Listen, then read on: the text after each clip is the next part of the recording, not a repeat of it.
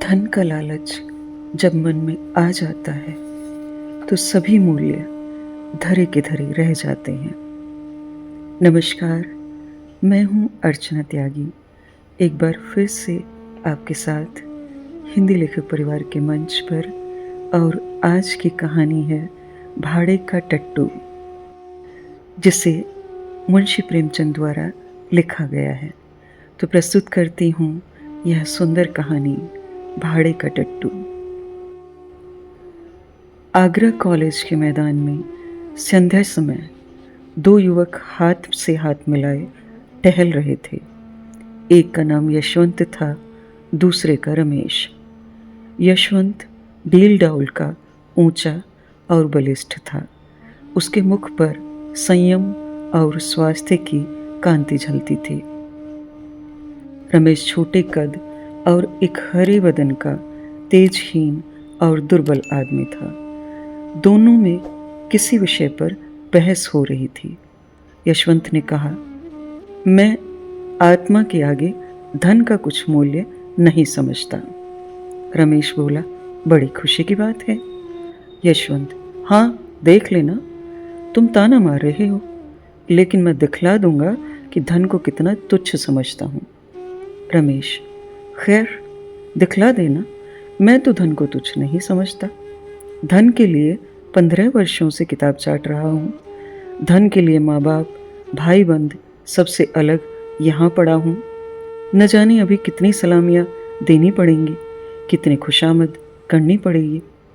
क्या इसमें आत्मा का पतन न होगा? मैं तो इतने ऊंचे आदर्श का पालन नहीं कर सकता।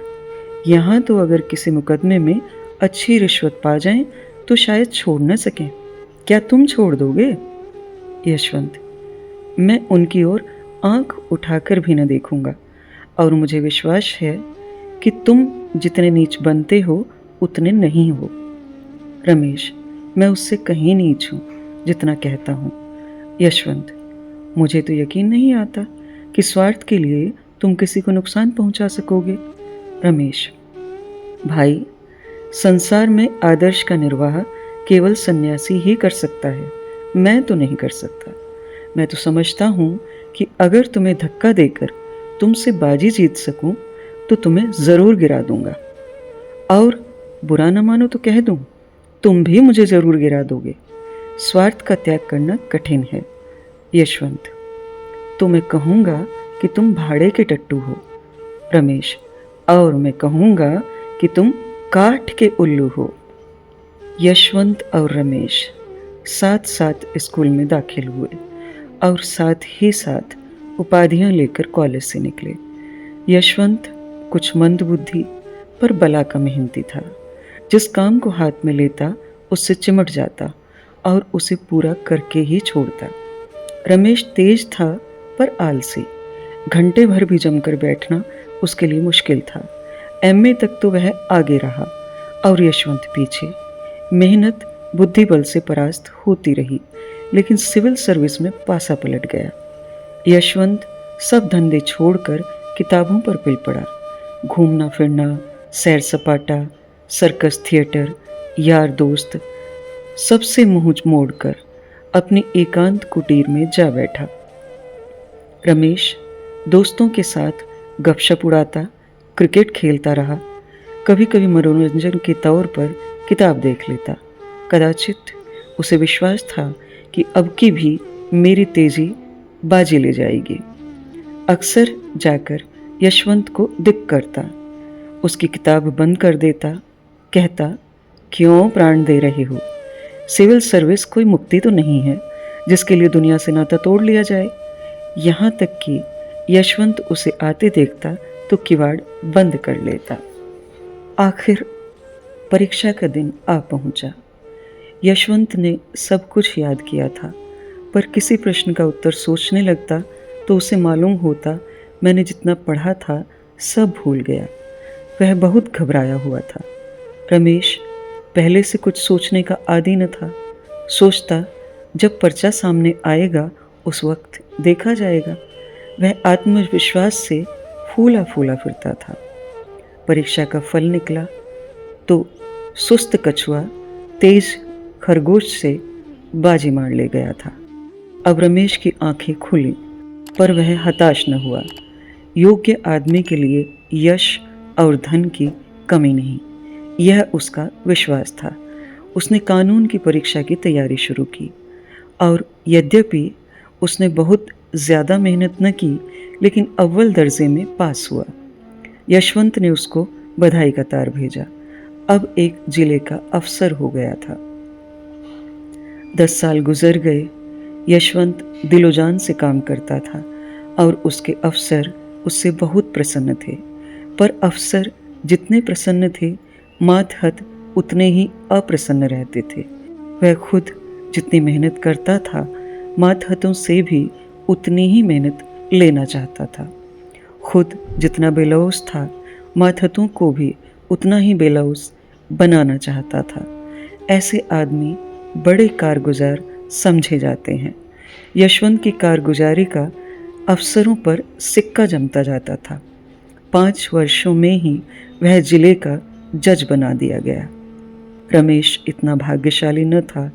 वह जिस इजलास में वकालत करने जाता, वहीं असफल रहता। हाकिम को नियत समय पर आने में देर हो जाती तो खुद भी चल देता और फिर बुलाने से भी न आता।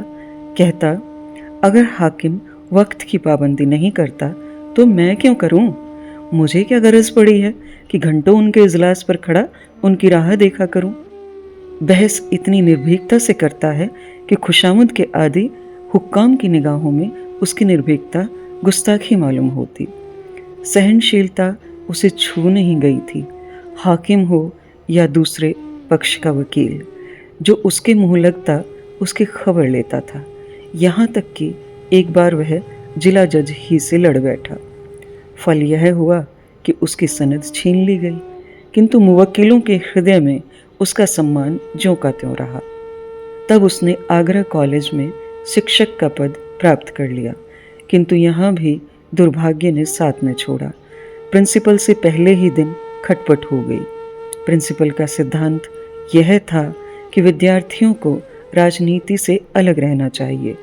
वह अपने कॉलेज के किसी छात्र को किसी राजनीतिक जलसे में शरीक न होने देते। रमेश पहले ही दिन से इस आज्ञा का खुल्लम खुल्ला विरोध करने लगा। उसका कथन था कि अगर किसी को राजनीतिक जलसों में शामिल होना चाहिए तो विद्यार्थी को। यह भी उसकी शिक्षा का एक अंग है। अन्य देशों में छात्रों ने युगांतर उपस्थित कर दिया है, तो इस देश में क्यों उनकी जबान बंद की जाती है? इसका फल यह हुआ कि साल खत्म होने से पहले ही रमेश को इस्तीफा देना पड़ा, किंतु विद्यार्थियों पर उसका दबाव तिल भर भी कम न हुआ। इस भांति कुछ तो अपने स्वभाव और कुछ परिस्थितियों ने रमेश को मार मार कर हाकिम बना दिया। पहले मुवक्किलों का पक्ष लेकर अदालत से लड़ा, फिर छात्रों का पक्ष लेकर प्रिंसिपल से रार मोड़ ली और अब प्रजा का पक्ष लेकर सरकार को चुनौती दी। वह स्वभाव से ही निर्भीक, आदर्शवादी, सत्यभक्त तथा आत्माभिमानी था। ऐसे प्राणी के लिए प्रजा सेवक बनने के सिवा और उपाय ही क्या था? समाचार पत्रों में वर्तमान परिस्थिति पर उसके लेख निकलने लगे। उसकी आलोचनाएं इतनी स्पष्ट, इतनी व्यापक और इतनी मार्मिक होती थीं कि शीघ्र ही उसकी कीर्ति फैल गई। लोग मान गए कि इस क्षेत्र में एक नई शक्ति का उदय हुआ है। अधिकारी लोग उसके लेख पढ़कर तिलमिला उठते थे। उसका निशाना इतना ठीक बैठता था कि उससे बच निकलना असंभव था। अतिशयोक्तियाँ तो उसके सिरों पर से सनसनाती हुई निकल जाती थी। उनका वे दूर से तमाशा देख सकते थे। अभिज्ञाताओं की वे उपेक्षा कर सकते थे। ये सब शस्त्र उनके पास पहुँचते ही न थे, रास्ते ही में गिर पड़ते थे। पर रमेश के निशाने सिरों पर बैठते और अधिकारियों में हलचल और हाहाकार मचा देते थे। देश की राजनीतिक स्थिति चिंताजनक हो रही थी। यशवंत अपने पुराने मित्र के लेखों को पढ़ पढ़ कर कांप उठते थे। भय होता कहीं वह कानून के पंजे में न आ जाए। बार बार उसे संयत रहने की ताकीद करते, बार बार मिन्नतें करते कि ज़रा अपनी कलम को और नरम कर दो। जानबूझकर क्यों विषधर कानून के मुंह में उंगली डालते हो? लेकिन रमेश को नेतृत्व का नशा चढ़ा हुआ था। वह इन पत्रों का जवाब तक न देता था। 5वें साल यशवंत बदलकर आगरे का जिला जज हो गया। देश की राजनीतिक दशा चिंताजनक हो रही थी। खुफिया पुलिस ने एक तूफान खड़ा कर दिया था। उसकी कपोल कल्पित कथाएं सुन सुनकर हुक्कामों की रूह फना हो रही थी। कहीं अखबारों का मुंह बंद किया जाता था, कहीं प्रजा के नेताओं का। खुफिया पुलिस ने अपना उल्लू सीधा करने के लिए हुक्कामों के कुछ इस तरह कान भरे कि उन्हें हर एक स्वतंत्र विचार रखने वाला आदमी खूनी और कातिल नजर आता था। रमेश यह अंधेर देखकर चुप बैठने वाला मनुष्य न था। ज्यों-ज्यों अधिकारियों की निरंकुशता बढ़ती थी, त्यों-त्यों उसका भी जोश बढ़ता था। रोज कहीं न कहीं व्याख्यान देता और उसके प्रायः सभी व्याख्यान विद्रोहात्मक भावों से भरे होते थे। स्पष्ट और खरी बातें कहना ही विद्रोह है। अगर किसी का राजनीतिक भाषण विद्रोहात्मक नहीं माना गया तो समझ लो उसने अपने आंतरिक भावों को गुप्त रखा है। उसके दिल में जो कुछ है उसे जबान पर लाने का साहस उसमें नहीं है। रमेश ने मनोभावों को गुप्त रखना सीखा ही न था। वह सब कुछ सहने को तैयार बैठा था। अधिकारियों की आंखों में भी वही सबसे ज्यादा गड़ा हुआ था। एक दिन यशवंत ने रमेश को अपने यहाँ बुला भेजा। रमेश के जी में तो आया कि कह दे, तुम्हें आते क्या शर्म आती है? आखिर हो तो गुलाम ही। लेकिन फिर कुछ सोचकर कहला भेजा, कल शाम को आऊँगा। दूसरे दिन वही ठीक 6 बजे यशवंत के बंगले पर जा पहुँचा। उसने किसी से इसका जिक्र न किया। कुछ तो यह ख्याल था कि लोग कहेंगे मैं अफसरों की खुशामद करता हूँ, और कुछ यह कि शायद इससे यशवंत को कोई हानि पहुँचे। वह यशवंत के बंगले पर पहुँचा तो चिराग जल चुके थे। यशवंत ने आकर उसे गले से लगा लिया। आधी रात तक दोनों मित्रों में खूब बातें होती रहीं। यशवंत ने इतने में नौकरी के जो अनुभव प्राप्त किए थे सब बयान किए।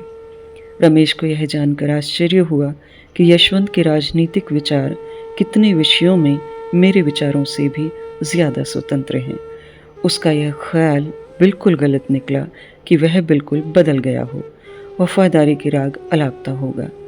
रमेश ने कहा, भले आदमी, जब इतने जले हुए हो तो छोड़ क्यों नहीं देती नौकरी? और कुछ न सही अपनी आत्मा की रक्षा तो कर सकोगे। यशवंत, मेरी चिंता पीछे करना, इस समय अपनी चिंता करो। मैंने तुम्हें सावधान करने को बुलाया है। इस वक्त सरकार की नज़र में तुम बेतरह खटक रहे हो। मुझे भय है कि तुम कहीं पकड़े न जाओ। रमेश, इसके लिए तो तैयार बैठा हूँ। यशवंत, आखिर आग में कूदने से लाभ ही क्या? रमेश, हानि लाभ देखना मेरा काम नहीं। मेरा काम तो अपने कर्तव्य का पालन करना है। यशवंत, हठी तो तुम सदा के हो, मगर मौका नाजुक है। संभले रहना ही अच्छा है।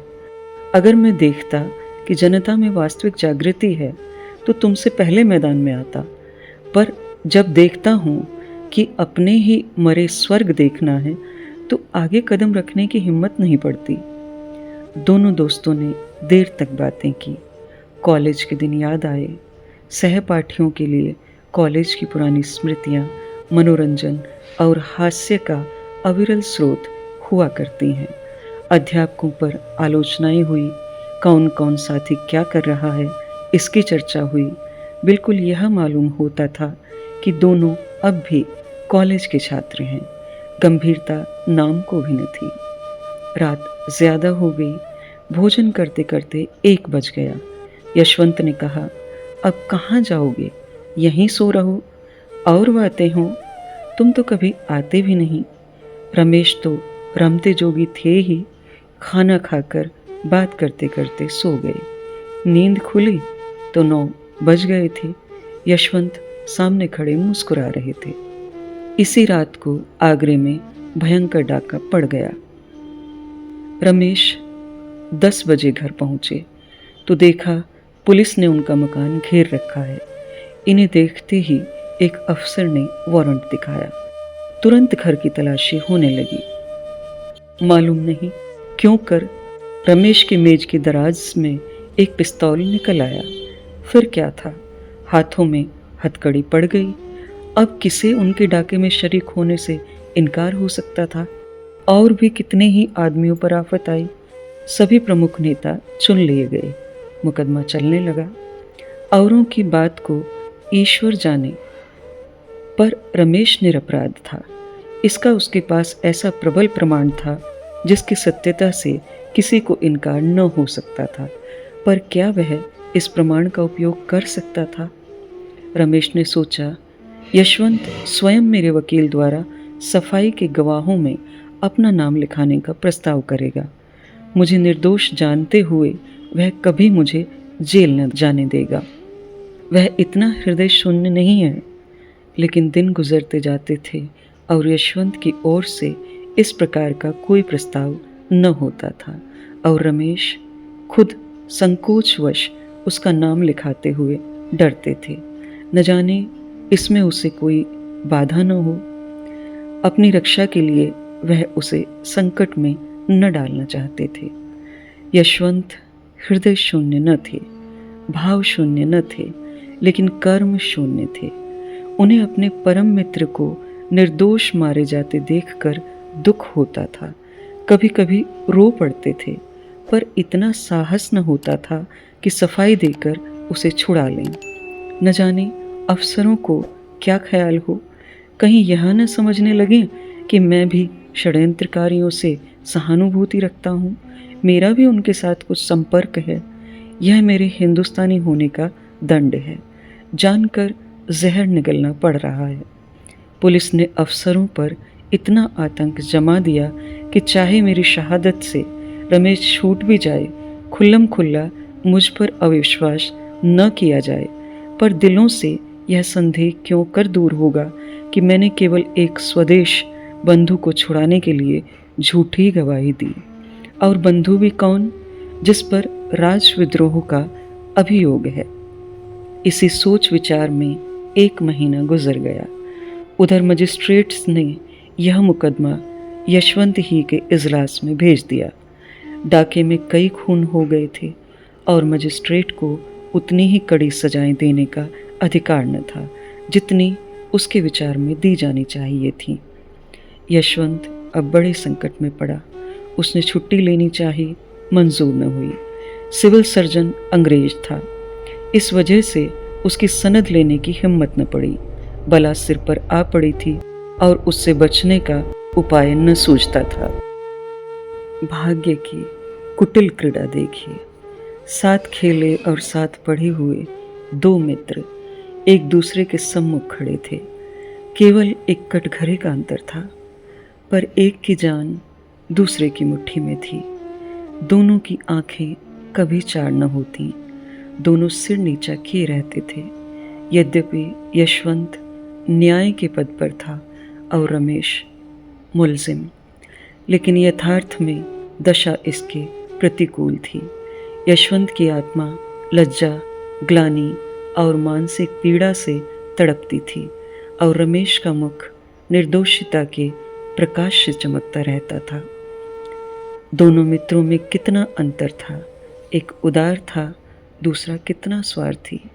रमेश चाहता तो भरी अदालत में उस रात की बात कह देता, लेकिन यशवंत जानता था रमेश फांसी से बचने के लिए भी उस प्रमाण का आश्रय न लेगा जिसे मैं गुप्त रखना चाहता हूँ। जब तक मुकदमे की पेशियां होती रहीं, तब तक यशवंत को असह्य मर्म वेदना होती रही। उसकी आत्मा और स्वार्थ में नित्य संग्राम होता रहता था, पर फैसले के दिन तो उसकी वही दशा हो रही थी जो किसी खून के अपराधी की हो। इजलास पर जाने की हिम्मत न पड़ती थी। वह 3 बजे कचहरी पहुंचा। मुलजिम अपना भाग्य निर्णय सुनने को तैयार खड़े थे। रमेश भी आज रोज से ज़्यादा उदास था। उसके जीवन संग्राम में वह अवसर आ गया था जब उसका सिर तलवार की धार के नीचे होगा। अब तक भय सूक्ष्म रूप में था, आज उसने स्थूल रूप धारण कर लिया था। यशवंत ने दृढ़ स्वर में फैसला सुनाया। जब उसके मुख से ये शब्द निकले कि रमेश चंद्र को 7 वर्ष की कठिन कारावास, तो उसका गला रुंध गया। उसने तजवीज़ मेज पर रख दी। कुर्सी पर बैठकर पसीना पोंछने के बहाने आंखों में उमड़े हुए आंसुओं को पोंछा। इसके आगे तजवीज़ उससे न पढ़ी गई। रमेश जेल से निकलकर पक्का क्रांतिकारी बन गया। जेल की अंधेरी कोठरी में दिन भर के कठिन परिश्रम के बाद वह दोनों के उपकार और सुधार के मंसूबे बांधा करता था। सोचता, मनुष्य क्यों पाप करता है? इसलिए न कि संसार में इतनी विषमता है।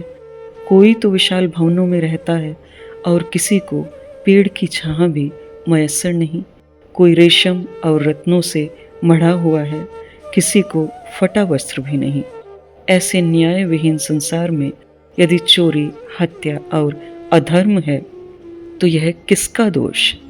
वह एक ऐसी समिति खोलने का स्वप्न देखता जिसका काम संसार से इस विषमता को मिटा देना हो। संसार सबके लिए है और उसमें सबको सुख भोगने का समान अधिकार है। न डाका डाका है, न चोरी चोरी। धनी अगर अपना धन खुशी से नहीं बांट देता तो उसकी इच्छा के विरुद्ध बांट लेने में क्या पाप? धनी उसे पाप कहता है तो कहे। उसके बनाया हुआ कानून दंड देना चाहता है तो दे। हमारी अदालत भी अलग होगी। उसके सामने वे सभी मनुष्य अपराधी होंगे जिसके पास जरूरत से ज्यादा सुख भोग की सामग्रियां हैं। हम भी इन्हें दंड देंगे। हम भी उनसे कड़ी मेहनत लेंगे। जेल से निकलते ही उसने इस सामाजिक क्रांति की घोषणा कर दी।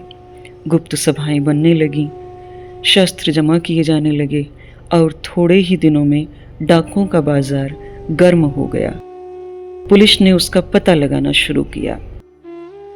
उधर क्रांतिकारियों ने पुलिस पर भी हाथ साफ करना शुरू किया। उनकी शक्ति दिन दिन बढ़ने लगी। काम इतनी चतुराई से होता था कि किसी को अपराधी का कुछ सुराग न मिलता। रमेश कहीं गरीबों के लिए दवाखाना खोलता, कहीं बैंक। डाके के रुपयों से उसने इलाके खरीदना शुरू किया। जहाँ कोई इलाका नीलाम होता वह उसे खरीद लेता। थोड़े ही दिनों में उसके अधीन एक बड़ी जायदाद हो गई। इसका नफ़ा गरीबों के उपकार में खर्च होता था। तुर्रा यह कि सभी जानते थे यह रमेश की करामात है, पर किसी की मुंह खोलने की हिम्मत न होती थी। सभ्य समाज की दृष्टि में रमेश से ज़्यादा घृणित और कोई प्राणी संसार में न था। लोग उसका नाम सुन कानों पर हाथ रख लेते थे। शायद उसे प्यासों मरता देखकर कोई एक बूंद पानी भी उसके मुंह में न डालता, लेकिन किसी की मजाल न थी कि उस पर आक्षेप कर सके। इस तरह कई साल गुजर गए। सरकार ने डाकुओं का पता लगाने के लिए बड़े बड़े इनाम रखे। गुप्त पुलिस के सिद्धहस्त आदमियों को बुलाकर इस काम पर नियुक्त किया, लेकिन गजब के डकैत थे जिनकी हिकमत के आगे किसी की कुछ न चलती थी। पर रमेश खुद अपने सिद्धांतों का पालन न कर सका।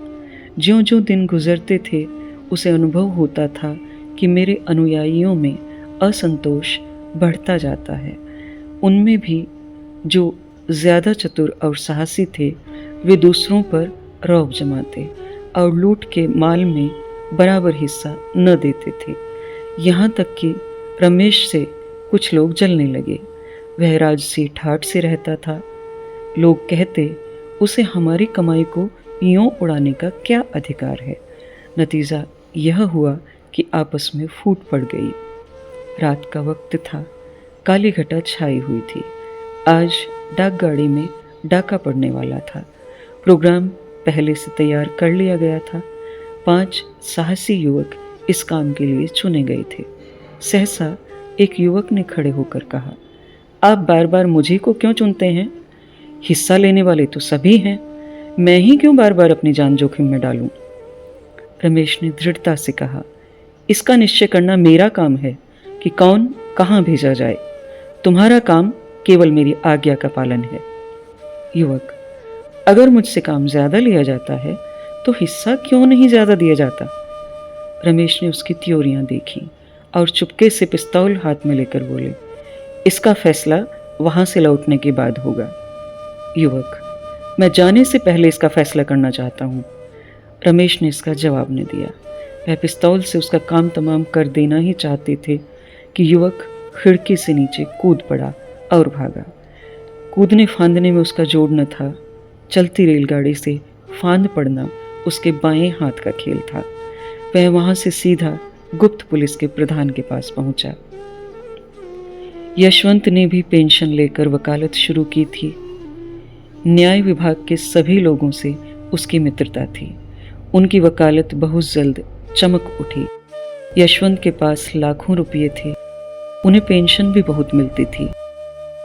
वह चाहते तो घर बैठे आनंद से अपनी उम्र के बाकी दिन काट देते।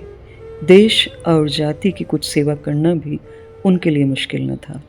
ऐसे ही पुरुषों से निस्वार्थ सेवा की आशा की जा सकती है। यह यशवंत ने अपनी सारी उम्र रुपये कमाने में गुजारी थी और वह अब कोई ऐसा काम न कर सकते थे जिसका फल रुपयों की सूरत में न मिले। यूं तो सारा सभ्य समाज रमेश से घृणा करता था, लेकिन यशवंत सबसे बढ़ा हुआ था। कहता, अगर कभी रमेश पर मुकदमा चलेगा तो मैं बिना फीस लिए सरकार की तरफ से पैरवी करूंगा। खुल्लम खुल्ला रमेश पर छींटे उड़ाया करता। यह आदमी नहीं, शैतान है, राक्षस है। ऐसे आदमी का तो मुंह न देखना चाहिए। उफ, इसके हाथों कितने भले घरों का सर्वनाश हो गया, कितने भले आदमियों के प्राण गए, कितनी स्त्रियां विधवा हो गईं, कितने बालक अनाथ हो गए। आदमी नहीं, पिशाच है। मेरा बस चले तो इसे गोली मार दूं, जीता चुनवा दूं। सारे शहर में शोर मचा हुआ था। रमेश बाबू पकड़े गए। बात सच्ची थी।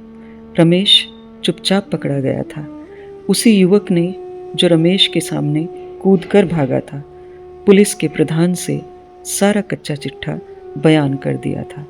अपहरण और हत्या का कैसा रोमांचकारी, कैसा पैशाचिक, कैसा भावपूर्ण वृतांत था। भद्र समुदाय बगलें बजाता था।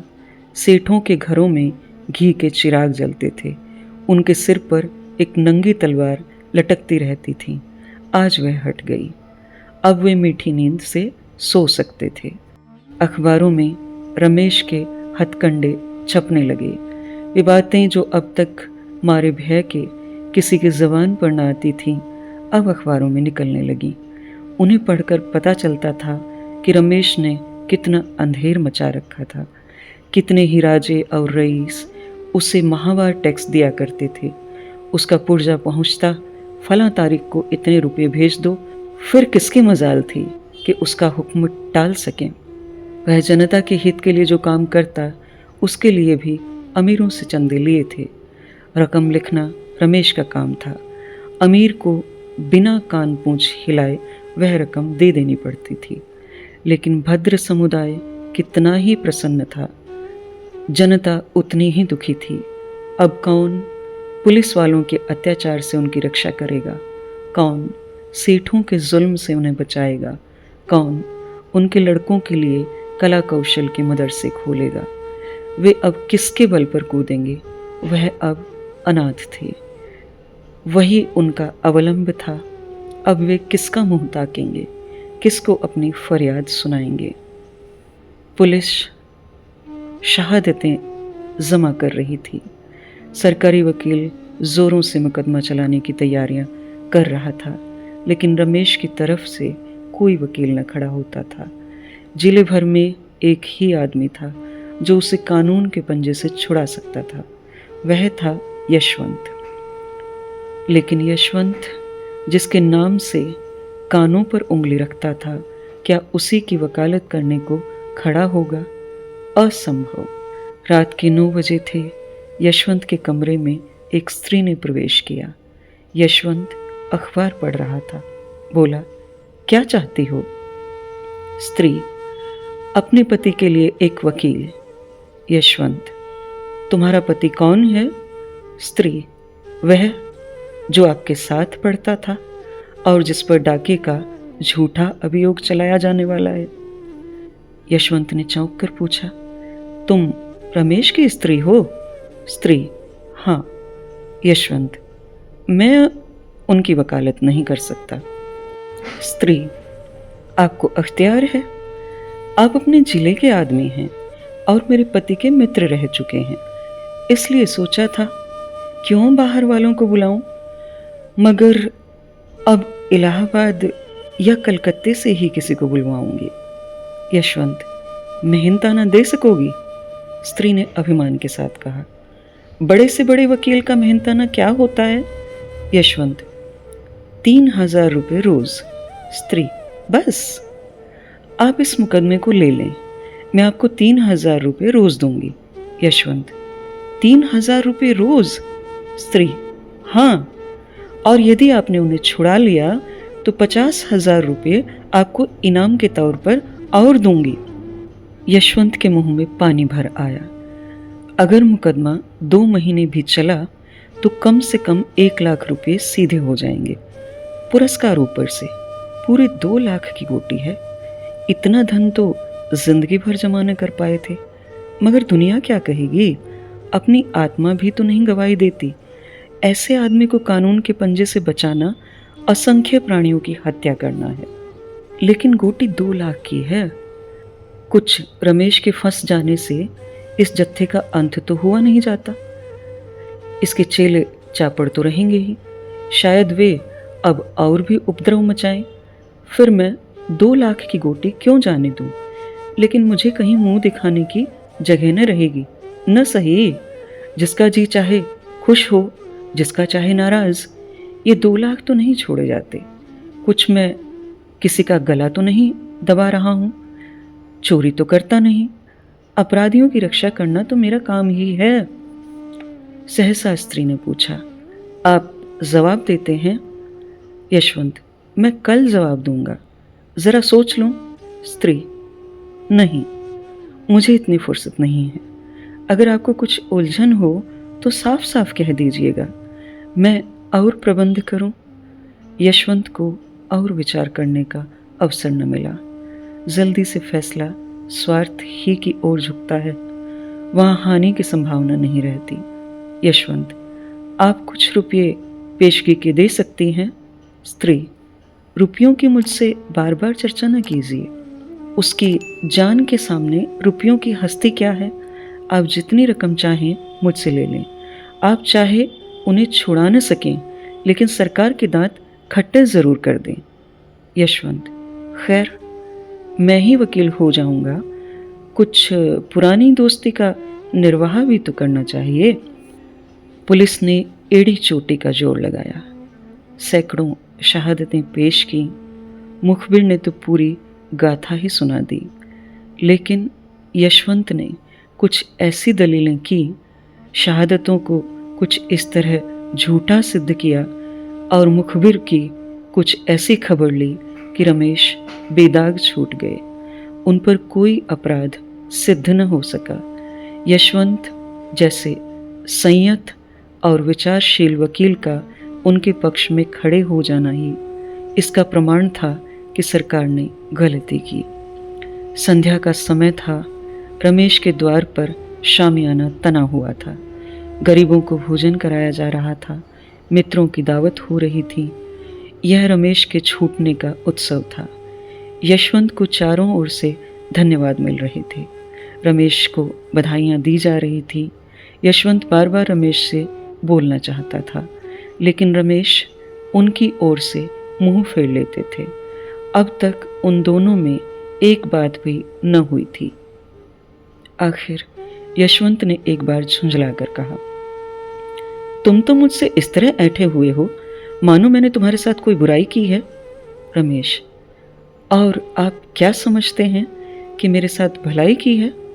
पहले आपने मेरे इस लोक का सर्वनाश किया था, अब की परलोक का किया। पहले न्याय किया होता तो मेरी जिंदगी सुधर जाती, और अब जेल जाने देते तो आकबत बन जाती। यशवंत, यह तो कहोगे कि इस मामले में कितने साहस से काम लेना पड़ा। रमेश, आपने साहस से काम नहीं लिया, स्वार्थ से काम लिया। आप अपने स्वार्थ के भक्त हैं। मैं तो आपको भाड़े का टट्टू समझता हूं। मैंने अपने जीवन का बहुत दुरुपयोग किया, लेकिन उसे आपके जीवन से बदलने को किसी दशा में तैयार नहीं हूं। आप मुझसे धन्यवाद की आशा न रखें।